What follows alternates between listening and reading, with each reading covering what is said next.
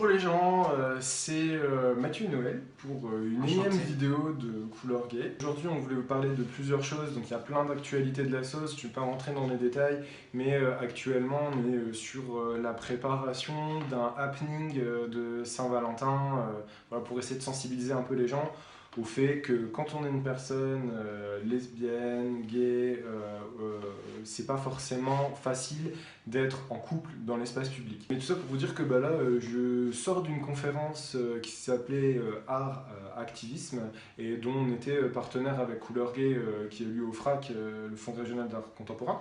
Et ça m'a beaucoup plu.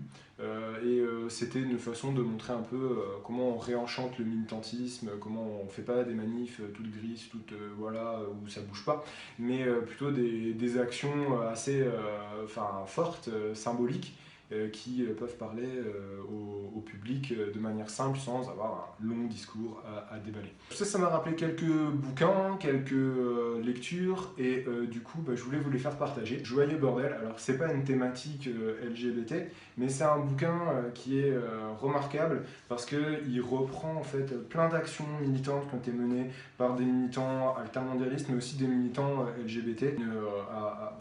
L'explication d'un happening qui a été fait contre un candidat américain qui s'appelle Rick Santorum et qui était très violent avec les LGBT américains où avant un de ses meetings on lui a jeté des tonnes de paillettes à la figure, donc il en a eu pendant tout son meeting et ça a rappelé à tout le monde qu'il s'était fait zapper, comme on dit, par des militants LGBT pour rappeler son homophobie.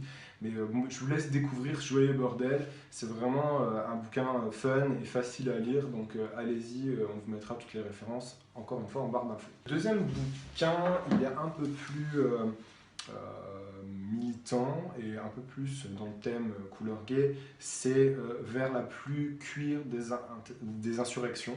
Et c'est une anthologie d'un collectif qui s'appelait le Bashback, qui est en fait un collectif queer anard qui était aux États-Unis, et ça reprend beaucoup de leurs communiqués de presse, beaucoup de leurs actions, ça décrypte un peu la façon dont ils voient les choses, c'est très intéressant à lire. Il y a un contraste avec ce qui se fait aux États-Unis, ce qui se fait en Europe, tout ça voilà, vous pouvez le découvrir dans ce bouquin, on vous invite à le lire, et puis pareil, on vous mettra tout en barre d'infos. Moi je voulais parler d'une série parce que c'est une série que j'ai découvert, qu'on me conseille depuis des années de regarder, et j'ai commencé cette semaine et j'ai fini cette semaine aussi, et c'est vraiment devenu une de mes séries préférées et ça rentre complètement dans le thème LGBT et il fallait absolument que j'en parle parce que cette série est vraiment géniale. Ça s'appelle Please Like Me. Dès le premier épisode en fait c'est un mec qui est en couple avec une fille, il se fait larguer au bout de 5 minutes et dans le même épisode sa mère fait une tentative de suicide et il se rend compte qu'il n'est pas attiré par les filles mais uniquement par les garçons et il embrasse un mec, tout ça dans un seul épisode de 20 minutes.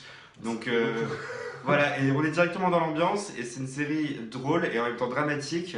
Il y a des épisodes qui sont très très tristes et des épisodes qui sont très drôles, des scènes qui sont mythiques, notamment je pense à une scène d'un coming out qui est totalement géniale et que je vous conseille absolument de regarder. Je crois que c'est dans le deuxième ou troisième épisode de la première saison.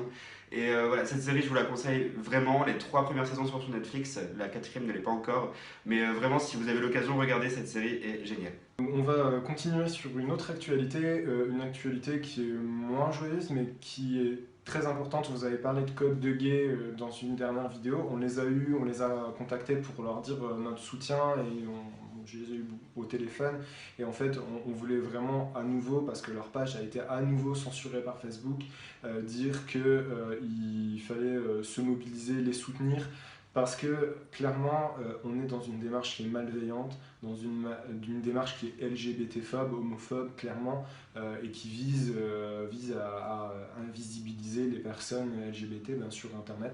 Vous avez toute une fâchosphère, tous des gens qui s'activent pour faire ce genre de raid sur des sites LGBT, et il faut en parler, il faut continuer, il faut que Code de Gay ils reviennent et ils continuent à se battre.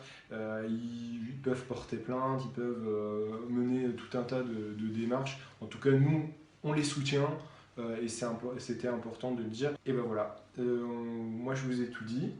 Moi, je voulais juste terminer sur une actualité de l'association. Donc, du coup, ce vendredi, donc je ne sais pas quand la vidéo sera postée, mais dans la semaine.